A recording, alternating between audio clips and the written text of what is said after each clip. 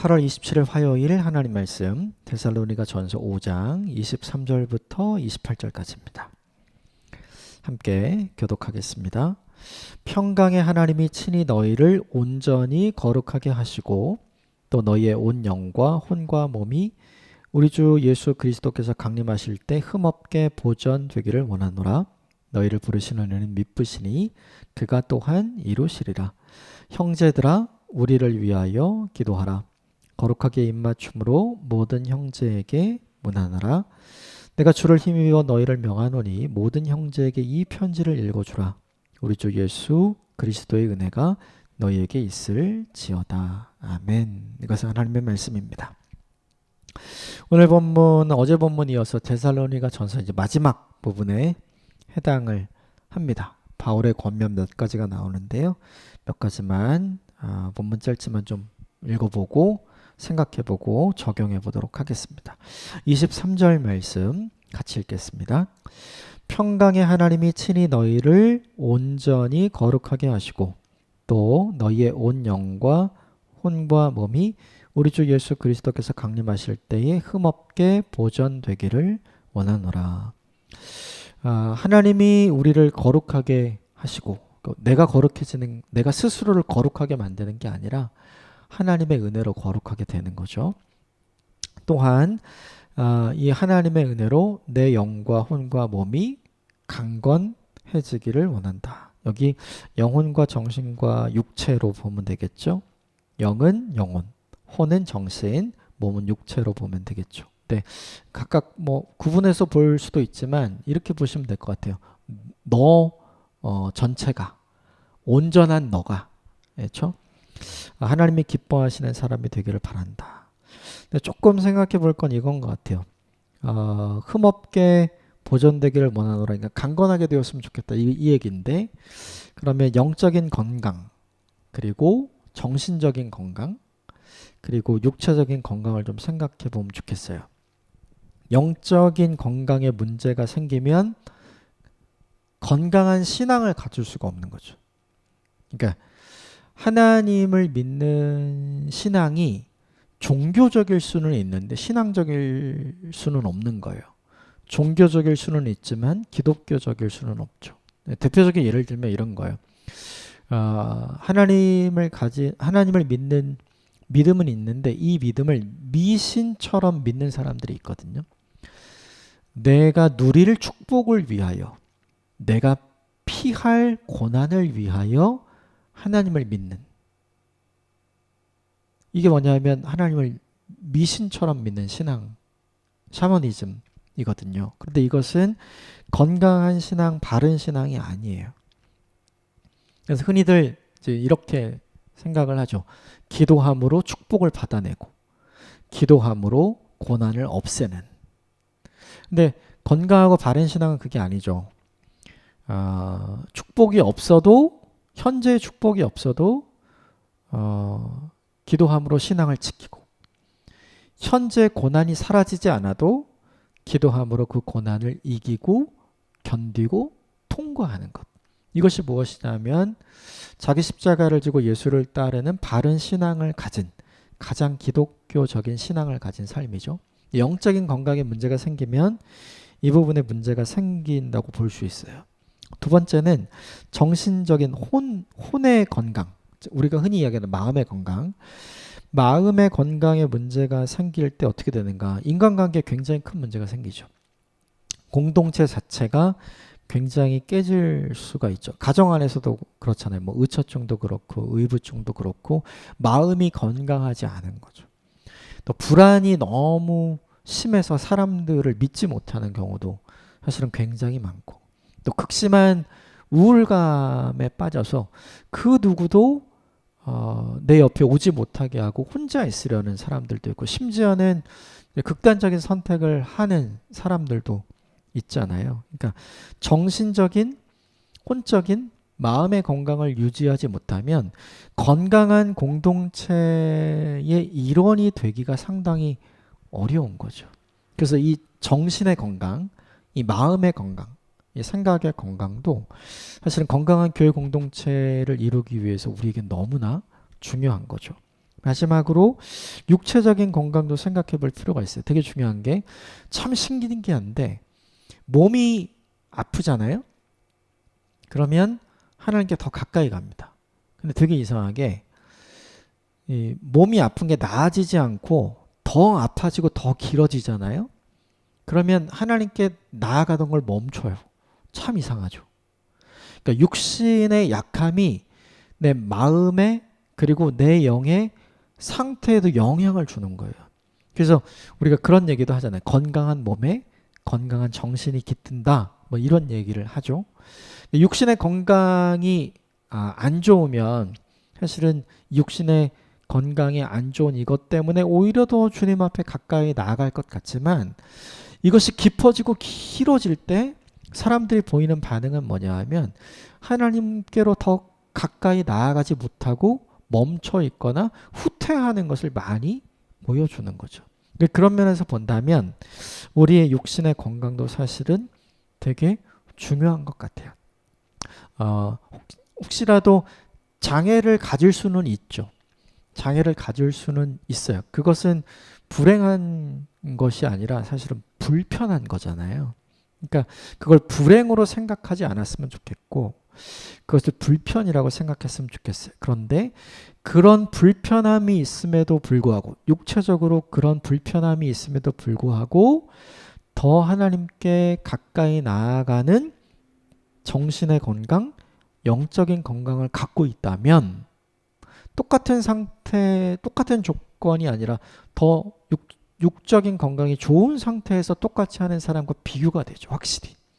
그러면 하나님 입장에서 볼 때는 누구의 손을 들어주실까? 분명히 전자죠. 그런 면에서 보면 약간의 이제 육체의 불편함이 있건 없건 그것과는 상관없이 우리의 육체의 강건함이 우리의 믿음과 우리의 영혼에 미치는 영향을 생각해 볼 때 우리의 육신의 건강도 잘 지키는 것이 굉장히 중요하다는 생각을 하게 되죠. 중요한 건 사도 바울이 이것을 이렇게 되기를 기도했잖아요. 이렇게 되었으면 좋겠다. 너희들 이렇게 되었으면 좋겠다. 영적으로 건강했으면 좋겠고 정신적으로 건강했으면 좋겠고 육체도 건강했으면 좋겠다. 이렇게 기도했잖아요. 이걸 우리에게 적용할 때 그럼 우리는 어떻게 할 것인가? 이걸 건강하게 만들 책임이 사실은 이 기도를 받는 데살로니가 교회의 성도들에게 있는 거죠.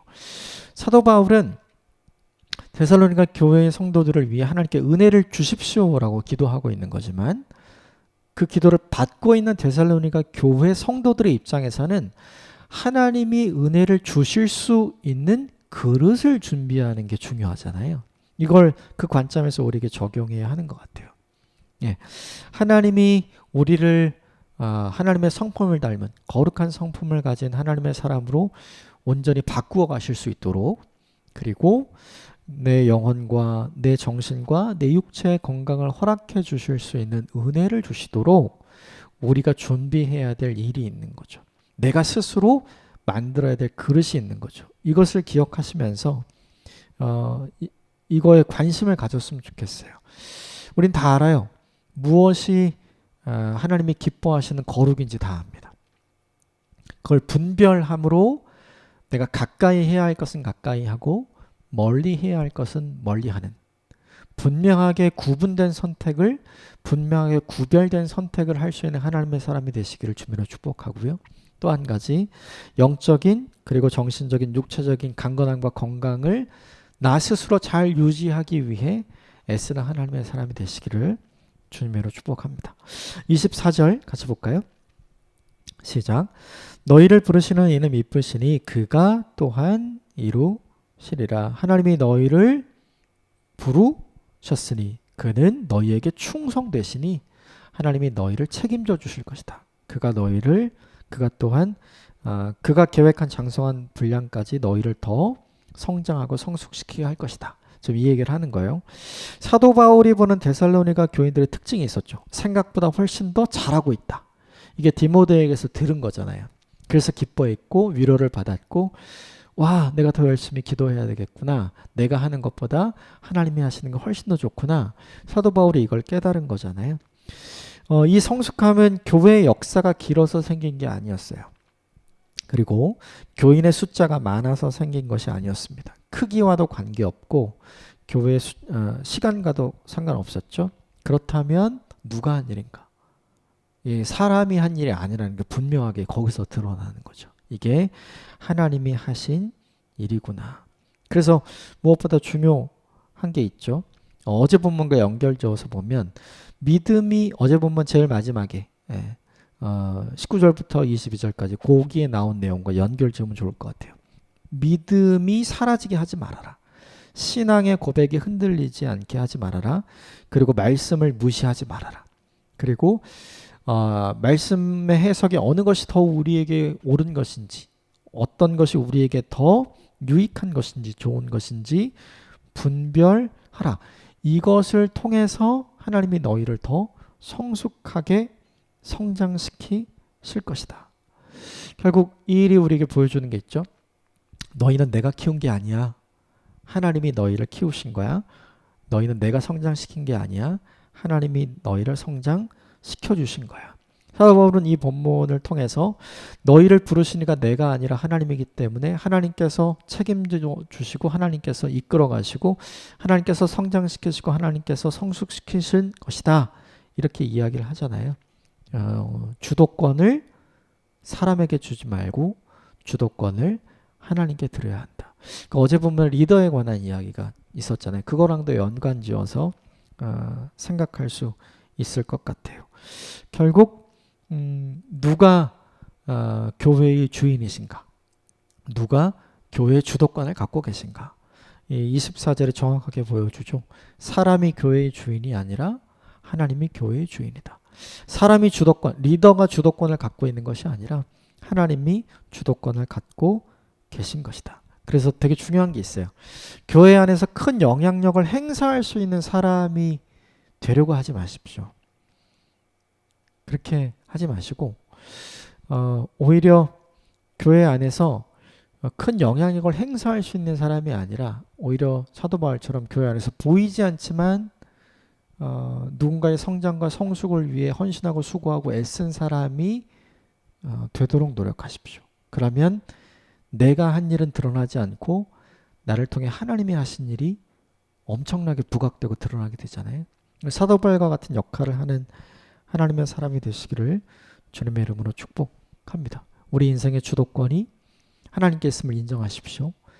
교회의 주인이 하나님이심을 인정하십시오. 우리 교회를 주님께서 이끌어가고 계신다는 것을 인정하십시오.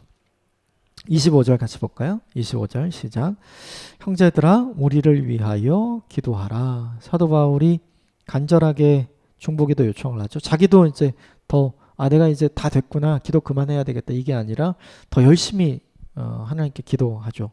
그것처럼 내가 너희를 위해 기도하는 것처럼 너희도 나를 위해서 기도해달라. 이게 되게 중요한 것 같아요. 몸은 떨어져 있지만 기도의 끈으로 같이 묶여 있는 거거든요. 기도는 내가 그 현장에 있지 않지만 기도를 통해서 하나님께서 그 현장에서 역사하시도록 만드는 가장 좋은 길인 것 같아요. 그리고 기도하는데 뭐 크게 돈 드는 것도 없고 크게 노력해야 되는 것도 없잖아요. 내가 시간을 내고 내가 마음을 내고 내가 장소를 구별하면 내가 언제든지 할 수 있는 일. 사도 바울에게 제일 필요했던 것이 무엇이냐면 그 무엇보다 우리를 위해 나를 위해 기도하는 사람이 필요하다라는 걸 깨닫게 된 것 같아요. 왜냐하면 사도 바울이 데살로니가 교회에 직접 가지 못해서 얼마나 열심히 기도했을까요? 그런데 그 기도를 하나님께서 자신의 생각보다 훨씬 더 아름답게 응답해 주시고 열매 맺게 하는 걸 보았잖아요. 사도 바울이. 동일한 일이 사도 바울 자신과 자신의 전도팀에게도 있기를 원했던 것 같아요. 예수님도 제자들에게 마지막 겟세마네에서 기도 부탁을 하죠. 나를 위해 기도해달라 이렇게 이야기를 하잖아요. 그리고 예수님도 요한복음 17장에 보면 제자들 위해서 아주 길게 기도하시는 장면이 나오거든요. 그러므로 무엇보다 중요한 게 기도를 서로 요청할 수 있는 관계를 만드는 건 너무 중요한 것 같아요. 일평생을 살아가시면서 나를 위해 기도해 줄 수 있는 많은 사람들을 만드셨으면 좋겠고 또 나도 누군가를 위해 많이 기도해 줄 수 있는 사람이 되셨으면 좋겠어요. 그게 이 땅에서 우리가 누릴 수 있는 하나님이 우리에게만 허락하시는 놀라운 축복인 것 같아요. 저와 여러분을 위해 기도하는 사람이 많아지길 바라고, 또 하나 우리가 누군가를 위해 기도하는 사람이 많아지기를 주님의 이름으로 축복합니다. 마지막으로 27절 같이 볼까요? 시작. 내가 주를 힘입어 너희를 명하노니 모든 형제에게 이 편지를 읽어주라. 모든 형제에게 이 편지를 읽어주라. 소수만 읽지 말고 모두에게 공유해서 읽어라. 함께 읽고 함께 공유하고 함께 나누라. 이유가 있죠. 한 마음 한 뜻을 품게 하기 위해, 함께 기도할 수 있게 하기 위해. 소수가 정보를 독점하면 권력이 되잖아요. 그렇죠? 그런데 오늘 이 본문의 사도 바울은 자기가 데살로니가 교회에 전한 이 편지를 소수가 보면, 그렇죠? 그 사람들만 갖고, 나 사도 바울과 이런 관계고, 나 사도 바울에게 이런 가르침을 들었고, 그것이 그 공동체 안에서의 권력이 될 수 있잖아요. 근데 그것을 사도 바울이 방지하는 거죠. 그렇게 하지 말고 모두가 다 함께 나누고 모두가 함께 읽고 모두가 함께 기도해라. 이게 우리에게 되게 중요한 것 같아요. 우리는 비밀을 좋아하는 것 같아요. 네. 비밀을 공유하는 소수의 사람, 그런 깊은 관계를 중요하게 생각하는 것 같아요. 물론 그런 것도 필요하지만 오늘 이 본문이 보여주는 것처럼 모두에게 알리고 모두에게 공유하고 모두에게 나눔으로 모두가 한 마음을 갖고 모두가 하나의 기도 제목으로 기도할 수 있는 공동체를 만드는 것도 우리 굉장히 중요한 것 같거든요. 그래서 사도 바울이 이야기한 이것을 우리에게 좀 적용해 봤으면 좋겠어요. 특별히 큐티 나눔방 같은 거 열심히 잘 하시면 좋겠어요. 내게 주신 말씀을 내가 나눌 수 있는 사람들에게 함께 나누고, 또 그들에게 주셨던 말씀을 내가 함께 경청해서 듣고, 우리가 다짐하고 결정했던 일들을 실천했을 때 주님께서 우리에게 어떤 은혜와 평강을 허락해 주셨는지 함께 나눌 수 있는 자리가 되니까, 그것을 함께 나누면 우리가 공동체적으로 좀 더 깊어질 수 있고 탄탄해질 수 있고 흔들리지 않을 수 있게 되거든요. 그리고 무엇보다 한 마음 한 뜻을 품고 함께 기도할 수 있는 믿음의 공동체를 세워갈 수 있게 되죠. 저와 여러분에게 이런 공동체가 있게 되기를 주님으로 축복합니다. 가장 가깝게는 가정이 이렇게 되었으면 좋겠고, 두 번째는 여러분의 교회가 이렇게 되었으면 좋겠습니다. 함께 말씀을 나눌 사람을 만들고, 함께 마음을 나눌 사람을 만들고, 그리고 함께 기도할 사람을 만드십시오. 절대 혼자서 신앙생활 하지 않게 되기를 주님의 이름으로 축복합니다. 함께 기도하겠습니다.